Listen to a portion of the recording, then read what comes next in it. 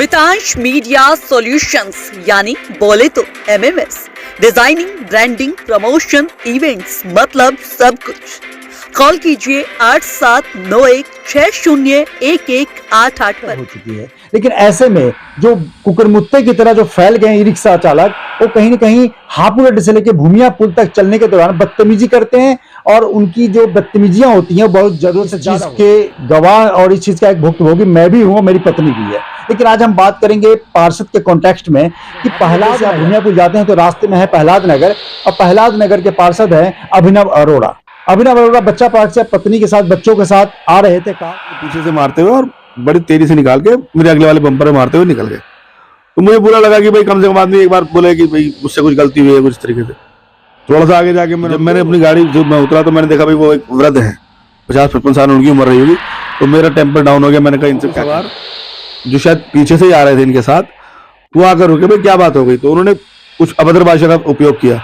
मैंने भाई कोई बात नहीं हुई है, कुछ चीज नहीं है, आप जाएं। पहली बात तो मैं इनसे बात कर रहा हूँ और मैं इनसे भी क्या कह रहा हूँ, मुझे कुछ घर जाना है, मुझे कुछ नहीं चाहिए, मैं तो बात ही कर रहा हूँ। नमस्कार, रोजाना खबर में आप सभी का हार्दिक स्वागत है। मैं हूं विभूति कुमार। सबसे बड़ी बात क्या है कि यहाँ कई समस्याएं एक साथ जन्म ले चुकी हैं। सबसे बड़ी बात क्या है कि हापुड़ अड्डा चौराहा पहले से कैंसरस चौराहा है और यहाँ पे बेतरतीब ई रिक्शा चालक, रेहड़ी पटरी वाले ने कब्जा कर रखा है। आने जाने के यातायात की व्यवस्था बिल्कुल जड़ से खराब हो चुकी है, अब बद से बदतर हो चुकी है। लेकिन ऐसे में जो कुकुरमुत्ते की तरह जो फैल गए ई रिक्शा चालक, वो कहीं न कहीं हापुड़ अड्डे से लेकर भूमिया पुल तक चलने के दौरान बदतमीजी करते हैं और उनकी जो बदतमीजियां होती हैं बहुत जरूरत से ज्यादा होती हैं। इस चीज के गवाह और इस चीज का एक भुक्तभोगी मैं भी हूं और मेरी पत्नी भी है। लेकिन आज हम बात करेंगे पार्षद के कॉन्टेक्स्ट में कि प्रहलाद नगर, जब हापुड़ अड्डे से आप भूमिया पुल जाते हैं तो रास्ते में है प्रहलाद नगर और प्रहलाद नगर के पार्षद है अभिनव अरोड़ा। अभिनव अरोड़ा बच्चा पार्क से अपनी के साथ बच्चों के साथ आ रहे थे कार से। ई रिक्शा चालक ने 2-3 बार कार में टक्कर मारी। आगे आके उन्होंने साइड लगा के पूछा। इसी बीच उन्होंने बदतमीजी करनी शुरू कर दी और देखते ही देखते कुछ लड़के पता नहीं कहां से इकट्ठे हो गए, जैसे उनको लगा या इस साजिश लगी या सुनियोजित साजिश के रूप में बदल गया कि कोई आता है बोलता है इनको क्यों रोक रखा है। देखते देखते कुछ लाठी डंडे लेके युवक भी आ जाते हैं। पूरा मामला है, हालांकि जिस तरीके से मीडिया में खबरें आई हैं कि घर में घुस के भी मारा, ये बात तो गलत है। हालांकि पूरे मामले से हम पर्दा उठाएंगे और रोजाना खबर पूरी सच्ची और अच्छी खबर देने का काम करेगा। और सीधे हम पार्षद को आपके साथ रूबरू इसलिए करवा रहे हैं क्योंकि जो घटना हुई है वो आप तक पहुंचे। नमस्कार सर, कैसे हैं आप? बहुत बढ़िया, मैं ठीक हूँ। और जिस तरीके से जो घटना हुई है अनफॉर्चुनेट है और रोजाना खबर भी इस घटना की निंदा करता है और मैं और मेरी पत्नी भी इस तरह की कमोबेश घटना इस रोड पर गुजर चुके हैं। किस तरीके से लोग इकट्ठे होके किस तरीके से ई रिक्शा चालक को अपना आधार देते हैं, उनको संबल प्रदान करते हैं। पूरा मामला क्या हुआ है वो बताइए पहले। कल मैं अपने परिवार के साथ थापर नगर से वापस आ रहा था अपने घर की ओर। लगभग 7:15 का समय था। गोलागों पे अमूमन रहता है ट्रैफिक बहुत ज्यादा, तो हमें मालूम है कि हाँ यहाँ ई रिक्शा चालक कई बार बदतमीजी कर जाते हैं। जैसे मैं उधर से निकला तो पीछे से एक आजाद रोड की तरफ से एक रिक्शा चालक आए। वो पहले मेरी गाड़ी में पीछे से मारते हुए और बड़ी तेजी से निकाल के मेरे अगले वाले बम्पर में मारते हुए निकल गए। तो मुझे बुरा लगा कि भाई कम से कम आदमी एक बार बोले कि भाई मुझसे कुछ गलती हुई है कुछ तरीके से। थोड़ा सा आगे जाके मैंने उनको रोका। तो जब मैंने अपनी गाड़ी जो मैं उतरा तो मैंने देखा भाई वो एक वृद्ध है, 50-55 साल उनकी उम्र रही होगी। तो मेरा टेम्पर डाउन हो गया। मैंने कहा इनसे क्या कहना। मैंने कहा चाचा जरा देखकर आप चलाएं, ये क्या तरीका है चलाने का। तो उसने गाली गलौज करनी शुरू करी। भाई साहब मुझे बड़ा अजीब सा लगा। मैंने कहा एक तो ये पहले बदतमीजी कर रहे हैं, गाड़ी में मार रहे हैं, उसके बदतमीजी भी शुरू कर दी। अभी उनसे तो बात चल ही रही थी। इन द मीन टाइम एक पीछे से स्कूटी सवार जो शायद पीछे से ही आ रहे थे इनके साथ, वो आकर रुके, भाई क्या बात हो गई। तो उन्होंने कुछ अभद्र भाषा का उपयोग किया। मैंने भाई कोई बात नहीं हुई है, कुछ चीज नहीं है, आप जाएं। पहली बात तो मैं इनसे बात कर रहा हूँ और मैं इनसे भी क्या कह रहा हूँ, मुझे कुछ घर जाना है, मुझे कुछ नहीं चाहिए, मैं तो बात ही कर रहा हूँ नॉर्मल। आराम से चला ले, मेरे भी लग सकती थी, हो सकता है सवारी की भी लग जाती, इनके साथ भी सवारियां थी, रोड है चलते हुए लग जाती है। तो वो बहुत ज्यादा बदतमीजी करने लगा। तभी वहां मेरे मित्र जिनके मकान के आगे की घटना है वो आ गए और उन्होंने पूछा भाई क्या हुआ। तो जैसे ही वो आए तो जो दूसरा व्यक्ति जिसका नाम लोग वहां जुबैर ले रहे थे कि जुबैर है, तो जुबैर ने हम लोगों से बदतमीजी शुरू करी। खासकर मेरे दोस्त हैं अतुल खुराना जी, उनसे बोले आप यहीं रहते हैं, मैं जानता हूं और मैं ये कर दूंगा, फलाना कर दूंगा, मैं सुबह तक गायब करा दूंगा। तो हमने उसका विरोध किया। जब तक हम विरोध करते भाई साहब वहां पर और 2-4 लोग इकट्ठे हो गए जो उसके संपर्क में और कहीं ना कहीं थे, जो लग रहा था, जो उसका नाम लेकर वार्ता कर रहे थे। वो हम पे मारपीट की कोशिश करने लगे। जब तक हमने उन्हें रोका तो वो जो जुबैर नामक व्यक्ति था उसने अपने फोन से फोन मिलाए और फोन करके कुछ लड़कों को बुलाया इधर से।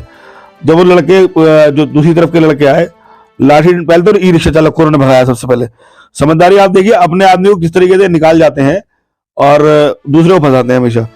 रिक्शा चालक को एक तरफ से भगा दिया और जो जुबैर नाम का लड़का था उसने जब लड़के बुला लिए, वहां 10-15 लड़के आए, वो उनके हाथ में लाठी डंडे भी थे और मुझे लगता है कुछ ना कुछ शायद किसी के पास हथियार भी हो सकता है, कोई बड़ी बात नहीं है ना जी। तो वो आए, ये तो अच्छा रहा कि कुछ शोर मच गया।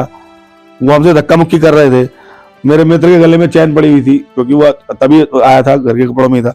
वो चैन उसकी बाहर लटक रही थी, उसकी चैन ऐसे खींची और बड़ी जोर से धक्का देते उसे भी गिराया। मैं भी, क्योंकि मैं पैर उसके पकड़ने में लकड़ा गया, मैं भी नीचे गिरा एकदम से उनको पकड़ने के लिए, परंतु एकदम से छटाक से भाई सब भागे।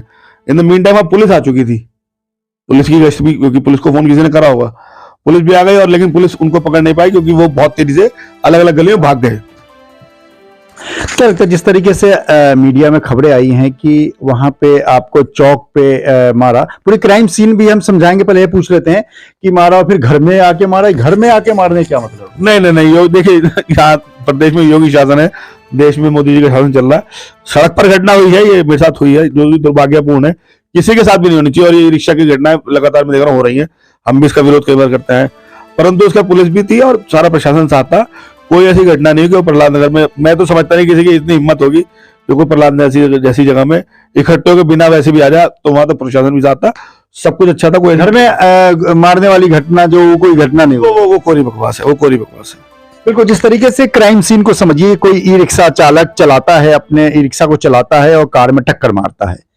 कार चालक कोई पता नहीं, उसे लगता है सिर्फ ई रिक्शा है, लेकिन क्राइम सीन को समझिए या नेक्सस को समझिए कि ई रिक्शा चालक 2 बार टक्कर मारता है, फिर आगे आके ये साइड लगा के उससे पूछते हैं, वो उम्रदराज निकलता है, ये बोलते हैं, इनका टेम्पर डाउन भी हो जाता है कि ठीक है इनको क्या करना।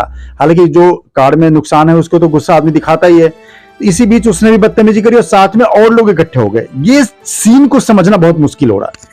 खैर मैं तो नहीं समझ पा रहा हूं कि ये सीन कैसे बना कि मैं भी बाइक पे चलता हूं और मेरे साथ किसी की लड़ाई होती है तो मेरे पीछे तो कोई 10 लोग नहीं आ जाते समर्थन में, लेकिन ये सब के पीछे एक नेक्सस और एक सुनियोजित साजिश का एक बदबू जरूर आ रही है। इसमें कहने में कोई साफगोई की इससे कहूंगा कि मैं और मेरी पत्नी जब इस रास्ते में 2-3 महीने पहले सफर कर रहे थे तो ई रिक्शा वालों ने पीछे से 2 बार टच किया, टक्कर मारा।